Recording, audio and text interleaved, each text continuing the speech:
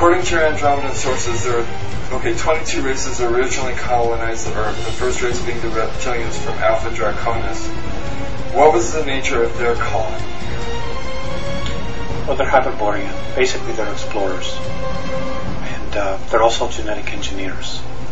They would just colonize. They would take samples. They would hang a flag and say, this belongs to us, just like we did with the moon. Except we weren't the first ones there. Exactly what we've done. They were explorers. And they would just go to a place, they would see what was there, they would explore it, if there were minerals that they needed, if there were other life forms, organisms, whatever it was that they needed, they took, and then when it was done, they had enough, they moved on. And just kept exploring and expanding their realm of exploration or territory. And you said they were dumped here. Originally they were. They were dumped in Alpha Draconis. Nobody knows exactly where they came from, and my understanding is that even in their ancient history, they don't know exactly where they came from. But they were left in Alpha Draconis because that particular system offered them the highest probability of survival. And from there, they were able to create craft, space travel. I mean, they're magnificent in what they did, and they're to be commended for what they did.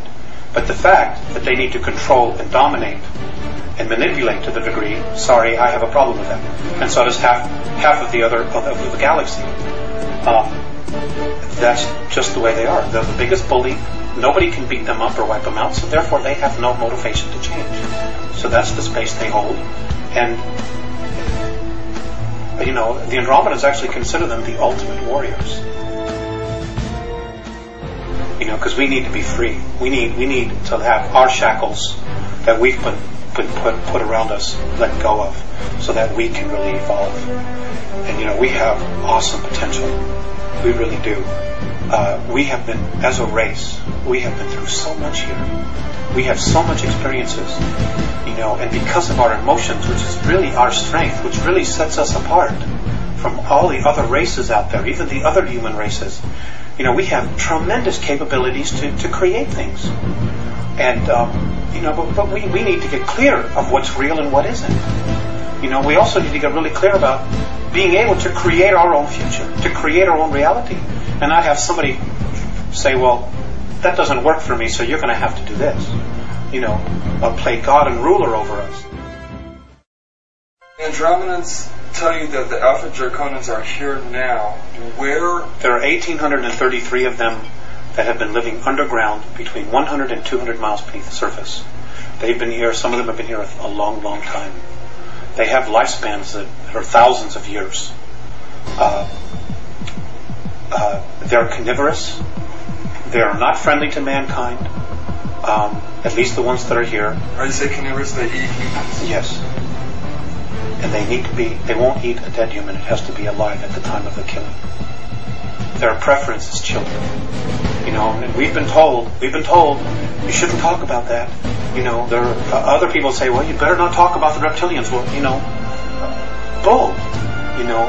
Why not?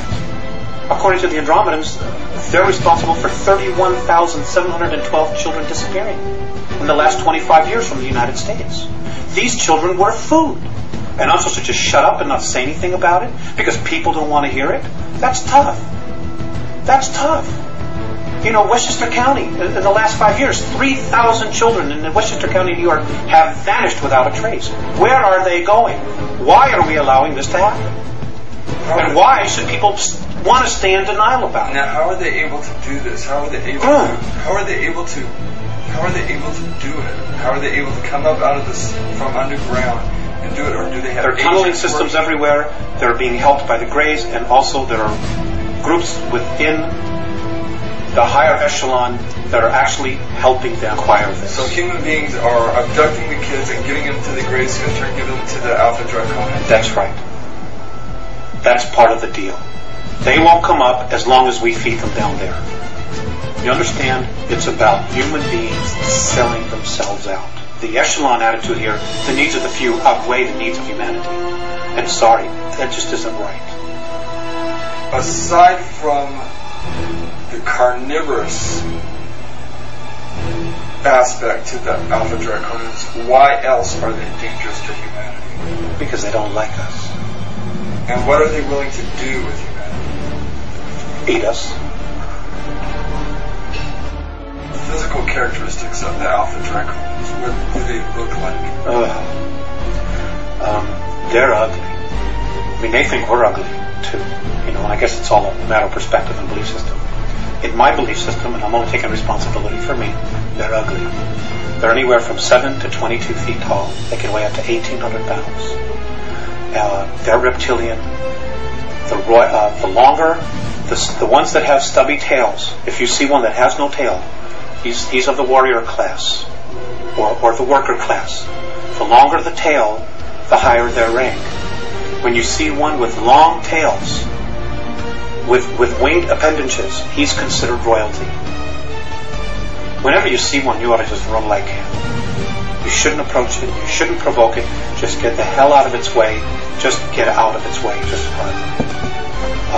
It is not something where man-to-man combat you're going to be able to deal with, because they apparently have the strength of 12, 15 men. They're incredibly quick. They're incredibly psychic. They know what you're going to do before you do it. If they get here in mass, we got real problems. Real problems.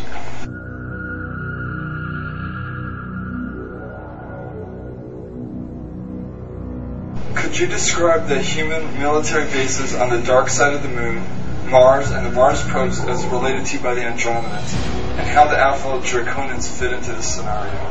The Mars probes, the Russian and the US one, they're gone. They were destroyed. They're history. There's no secret here about, it's taking pictures privately. And it doesn't matter whether you believe that or not. It's history. Okay. March of '89, the Russians took pictures. Mars was invaded. We had a human colony there of 300,000, so I'm told. One was underground, one was above ground, Adam and Eve. They are conquered. They're being taken over. The human beings that are from Earth, that volunteered or were kidnapped to go there, are in deep trouble. Many of them have already been eaten. Some of them have already been killed.